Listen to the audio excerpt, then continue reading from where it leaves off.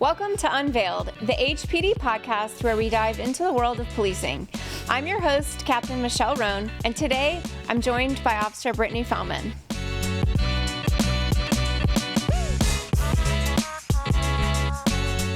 Thanks for joining me today. Yes, of course. I'm excited to talk to you, even though it's a bit of a heavy topic today. Yes. So we call our women's podcast the Wonder Women of HPD. So you're now officially in the Wonder Women Club. Nice, I appreciate it. I'm really glad.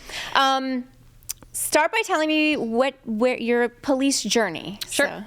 So, like she said, Officer Brittany Fellman.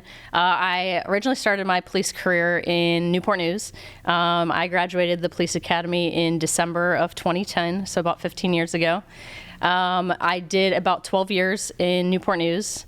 And then I took a break and I started to do contract work with my explosives canine that I worked with for a couple years. And then I still wanted to be in policing and keep my credentials. So I worked for the city of Norfolk at a part-time spot doing the red light cameras. Very cool. And then while I was doing some of my contract work here in Hampton with Lucy, my explosives canine, I was told about a job in Hampton that you do not hear very often about. It is to run a drug dog. Her name is Lex at the schools. So I was already essentially doing the job, but I would obviously be a full-time officer. So I thought about it. I applied for the position, and then about 4 months later, I was hired by Hampton Police Division, and I've been here since December of 2024. Yeah, we're so happy. And you have two dogs now. Yes. Because now you have a service dog as well, a therapy dog, right? Yep. So once I started working with Lex, I wasn't really able to do a lot of the contract work just because of the time consumption with the police department. So I was talking to Lieutenant Sheck, who runs CISM with the agency, and she had known Lucy from previous, interactions with the high schools and stuff. So we talked, and Lucy is a chocolate lab, so she's very, very affectionate, lovable, friendly, and we got her through some classes, and now she is a certified therapy dog. So I travel with Lex and Lucy does more therapy work for, officers or dispatch or, any person that needs it. So we can go around to the schools if someone's having a hard day or anything like that, but more of a positive interaction in that aspect. So I get to work with both the dogs. Yeah, it's really fun. I love that you have the two kennels in the back of your truck. It's like the Lex and Lucy show. It sounds like something that you'd hear about on television. I know. It's really cool. It's literally the perfect job in the police department. I couldn't ask for a better job. I get to go around and hang out with the dogs all day, and it's a different aspect of police work that you get to see, and it has really positive aspects of it. So I really enjoy it, and honestly, I couldn't ask for anything more. Yeah, that's really cool. So when we talked prior to the podcast today, we I asked your permission to talk about sort of a big, heavy topic. And the reason that I wanted to bring you on to talk about it is because I went through a tough experience a few years ago at work, and I was a lieutenant at the time, and my mom got diagnosed with terminal cancer. And I really struggled with sort of navigating my home life, which was really hard, and watching my mom suffer and ultimately die, and then also being expected to come to work and still perform at a high level, right? Like all policing, whether you're a lieutenant or a patrol, there's a high expectation in this job. And then navigating that as a female, it was just really hard. And the more people that I talked to about it, I found out that there's not any kind of manual to sort of read through and teach you how to do that, even though there's a manual for active shooters and how to handle tactical responses, even crisis negotiation. There's manuals for everything we do, but there's no manual at all for how to come to work when it seems like, everything else might be falling apart. Right. And so I've done some speaking on that before, and I thought it would be really good to have you on here to talk about it because it's really common. Oh, yeah. And we don't talk about it, but everybody who works at the police department, whether they're a sworn or professional staff, obviously has a life the other 90% of their day outside of the police department. And so not knowing what people are going through at your home and then expecting our employees to perform, or our coworkers to perform at this high level is a challenge. And so you went through something really hard on January the 23rd, Yes. 2020. Yes. So do you mind telling us a little bit about it? Yeah, I'll tell you. Sort of how you navigated afterwards. Right. Yeah. So the biggest thing, I think, and I'll get into it, the biggest thing in policing is, we have a certain expectation of, we go to all these calls, and a lot of them are very traumatic, and people don't call us on their best days. They call us on their worst days that they're experiencing. And as police officers, we experience so much trauma that the normal human body isn't used to experiencing. Yeah. So I was 10 years into my career with Newport News, and the day started just like any other day. I woke up, I was in recruiting at the time, and we had testing that morning. So I woke up early and got ready. So at the time, I was engaged to another Newport News officer. Her name is Officer Katie Thine.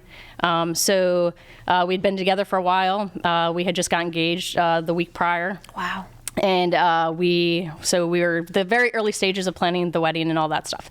So I woke up, went to work. She worked second shift, so she was still at home asleep and everything. So throughout the day, we had talked before she went to work that day. I was at headquarters, so she came to headquarters and visited me. What I didn't know is that when I walked her out to the car to say goodbye, I didn't know that would be my last time ever seeing her.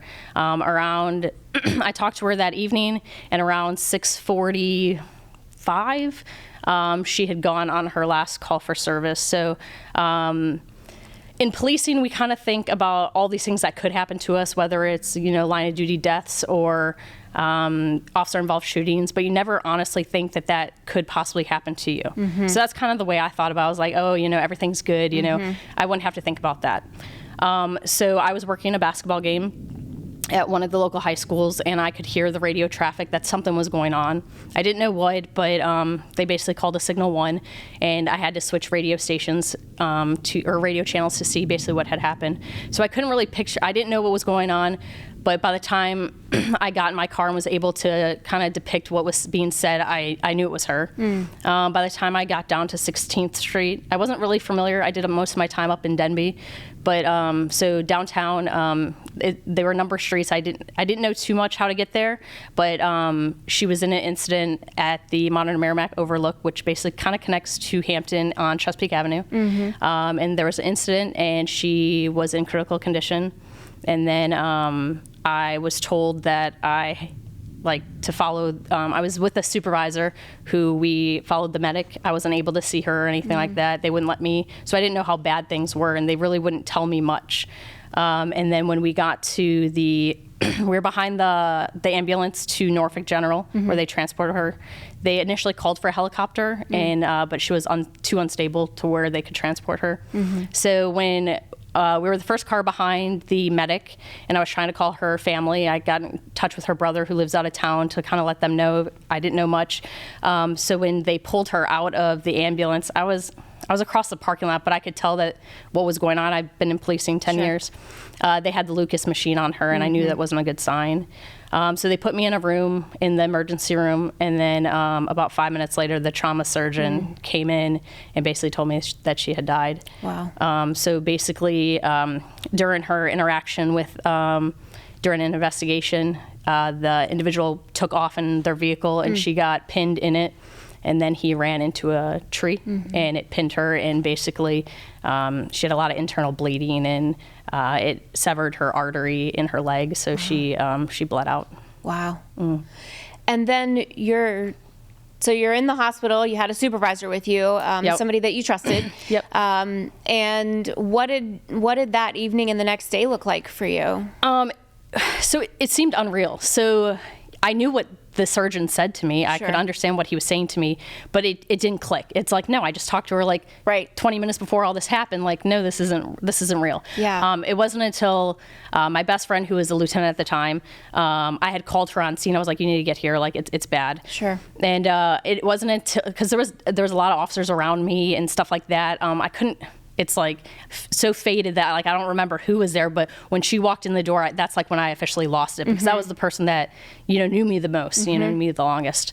So they kind of put us in another room, and we just kind of sat there for a while, and there was a lot of unknowns, and we hadn't had a line of duty death since 1994. So there was a lot of things that, officers hadn't experienced and supervision hasn't experienced. So there's a lot of unanswered, like, what do we do from here? How do we handle things? Sure. So I stayed at the hospital for a couple hours, and then her body obviously was transported to the Norfolk Medical Examiner's office. And then she was from New Hampshire, Massachusetts area, so I knew that her family was going to want her to go up there. Her father had died when she was younger, so I knew that they wanted to bury her with him, which I absolutely respected. I understood. It was just, I didn't know the process of how that happened. Sure. So the next day, it was just a blur, like, getting out of bed, like, it's like, it was a bad dream. Like, everything was fine a day prior, like, what happened? My whole life that I had planned and my professional career that I had grown up, through, everything had been blown into a million pieces. So I didn't know, like, what do I do from here? So a lot of the time after that, it was figuring out, like, I was asked, do you still want to be a police officer? And I guess that kind of, like, shook me, because I never did any other career, I didn't know what to do. So I think the biggest thing was just trying to figure out, what do I do? Like, one foot in front of the other. Like, I didn't know, like, do I go to work? Like, how much leave do I have? There were so many unanswered questions, and, the department so many people were reaching out to me, and they were so nice and generous and stuff like that. It's just like, thinking of you. And it really felt a lot, because Katie made a big impact on the community in such a little bit of time, because she hadn't been an officer very long. So, everyone was struggling and grieving in their own way. So it's hard to, like, they're grieving, I'm grieving. How do we, navigate through this? And that was the biggest thing, to try. Everybody has to do it in their own way. Sure. Everyone grieves in their own way, and everyone, there's no timeline on grief. And then how I grieve and how you grieve are two different ways. And we just have to be able to navigate how do we handle this when they come back to work kind of aspect. So, yeah, they talk a lot about, like, the grief roller coaster, and anybody who's lost someone knows kind of what that feels like, where you do wake up the next day and it's like you question the news that you were given the day before, the diagnosis or the information, or, the loss, and not knowing what to do. For me, coming to work felt like the sure thing. Like, this was the thing that I had control over. I felt like I knew what I was doing here, where there were so many questions at home that I didn't have answers to. I'm not an oncologist. I'm not a doctor. I could come to work and be distracted from sort of the pain and the trauma at home. Did you find solace at work? I would imagine that it would be a little different, because it's like all the reminders were there for you. Right, absolutely. So it was rough. So I lived in the city of Newport News. I worked in the city of Newport News. So it's like everywhere I went, I was constantly surrounded. So, like, I'd go home and it was a quiet house now. Yeah. Or I'd go to work and it, people don't mean to do it, but, like, they just look at you and it's like, what they're thinking, you know what you're thinking, and it's like, just keep walking kind of thing. You put your head down, and, people are trying to, hey, I talked to a couple people. They're like, I wanted to talk to you, but I just didn't know what to say. And there's nothing really you can say. And, Sure. People get in the awkward positions and stuff like that. And it just comes down to just be like, hey, I'm here for you. Like, whenever you need me, And I think that's the biggest thing over time that has helped is, the same people, message me on January 23rd at the anniversary of her death. And they'll be like, hey, just thinking of you and wanting to make sure you're okay. If you ever want to talk, we're here. Hey, you want to grab some food or a coffee or whatnot. So that, like, even years later, it still is meaningful to me, because people do take the time to reach out. So one thing you will notice, and I'm sure the same thing with you, the day still goes on. Yeah. Like, even though your life is at a standstill, everything around you is still going. People are going to work, people are going home, they're going on vacation and all this, but everything that you've planned for and have, thought was going to happen is at a standstill. There was a period where I didn't like making plans, because I'm like, why plan? Because we don't know if it's even going to happen. Right. So the biggest thing that I've learned is, just take everything with a grain of salt. Like, hey, today's a good day. Just, hey, I woke up and I made the bed today. Like, I accomplished something. I took a shower. Let's go for a walk. Or, hey, today's kind of a bad day. Let's do something like, I don't know, you can hang out and watch TV all day. So you're gonna have those good and bad days. It's just what works for you best. And stay with the people that are there for you, your support system. And that's probably the number one thing, is find somebody that you can trust and confide in, that isn't there to, like, oh, she can't do her job anymore. No, it's, hey, she's struggling, today's a bad day, like how do we get past this? And I think once I got to that step, going to work, I'd done it for 10 years. I knew how to do the job. The job wasn't hard for me. It was when I'd go to work and then someone would be like, hey, I'm really sorry to hear about that officer that passed away. And it's like, stay focused, you have a job to do kind of thing. So I tried to push my problems aside. And that's the problem, is I deal with everybody else's problems for 10 years. But now it's like, how do I deal with my own problems? And it is a rude awakening. Like, how do you deal with it? So. It really is. And finding the people that you can count on is so important. I agree with you. I was in the training unit at the time, and it's a smaller unit, and I'm so incredibly thankful for those people to this day, because I was like you. I knew how to do the job, but I needed help because I had bad days, or I had days where I was distracted because there were appointments and things happening behind the scenes. And just being able to call them up and know that they were going to fill in where I couldn't. They were going to meet me halfway without any judgment or without thinking that I didn't know how to do my job. I worried a lot about, I guess, what people would think. Yes. But then I learned that, those are really the people that you can count on, and you find out who the people are that you can count on in those kinds of moments. Yes. Where you're able to be sort of vulnerable and like reach out for help and just say, I've got 30% today. Can you maybe help me with the other 70? Yeah. And so that was helpful for me as well. I think the big thing, especially as a female, is, a lot of people don't think females can even do this job because they're weak or too emotional and stuff like that. So then you add trauma in your experience. It's like the outsider person may think, oh, why are they crying today? Oh, what's wrong with them? And it's like, no, like they're really struggling internally. They have a bigger problem. So instead of rushing to judgment on what this person is, just go in and be like, hey, like, you want to talk? Like, and it doesn't even have to be about what is bothering you. Just be like, I'm here for you, because you never really know what is going on in a person's head unless you ask. Sure. Or, so for me, I struggled for a long time, and, I still struggle today. But what somebody told me was, time heals all wounds. Well, that's not necessarily true. The pain that you have that day or that you experience, that pain never goes away. It's just over time you learn how to deal with that pain. So yes, I still feel the same pain that I did the moment I found out she died. But today I can do more. I can process stuff. I still have bad days.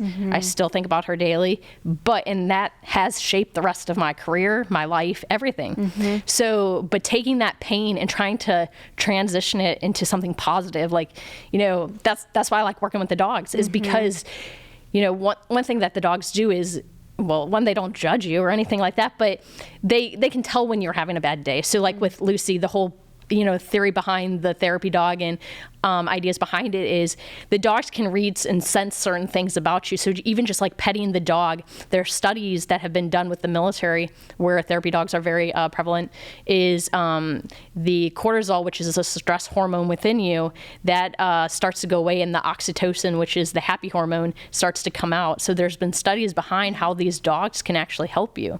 So riding around with the dogs and, talking to them, or, just seeing them progress in the training and the abilities that they have. So when Lex finds something, it's like, oh my gosh, we did our job. Like, I'm so proud of you. Like, we did this, So to see that and to work with them, it just brings me so much happiness. So I think in a sense that has healed and helped me heal in a way.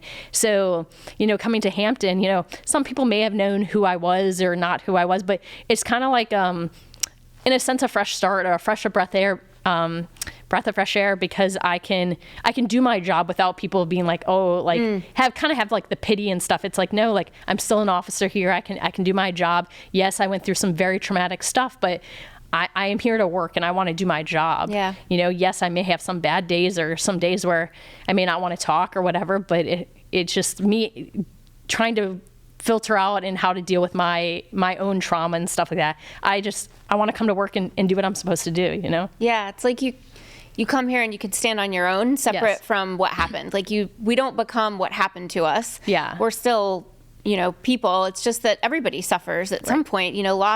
Death is guaranteed for every one of us, it's just when it occurs. And so I think one of the superpowers of losing somebody is helping other people that have lost somebody, or that are navigating the loss immediately thereafter. And it doesn't mean that we know the right thing to say, but we know what not to say, that's for sure. Yes. But just saying, like, I'm thinking about you, I think is one of the most important and moving things that you could say to somebody who's navigating loss.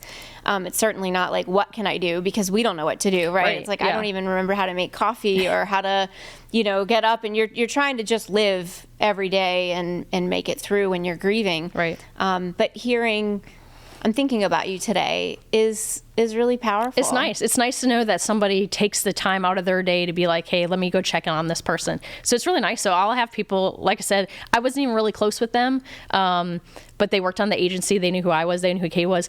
But we don't talk regularly. We talk maybe once in a blue moon, and they will reach out. And it's like, it's so meaningful that somebody still feels, hey, hey, you need anything, just let me know. Yeah. We don't even have to be really close friends for you to take that time out of your day to do that. So it's meaningful that people do feel the need to be like, hey, I just wanted to check on you, So you don't have to, get into the weeds of what I'm feeling or anything like that. Hey, why are you crying or anything like that? No, just, hey, how you doing? Yeah. So something so small really does mean and go a long way. Yeah. So it's really powerful what a simple sentence can do to somebody.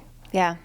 I think that's one of the big takeaways from this conversation is that everybody's going to experience loss. I mean, yes. If you spend long enough in this career, it'll either be somebody that you're close to at home or on the street, like you're going to, see loss in other people's lives, and helping others in the community that we serve and the people that we show up for, helping them navigate in that really awful moment, is helpful too. I think some of it translates. We can translate our own personal loss and showing real empathy to the people that we serve when we show up and they've lost someone as well. Oh, absolutely.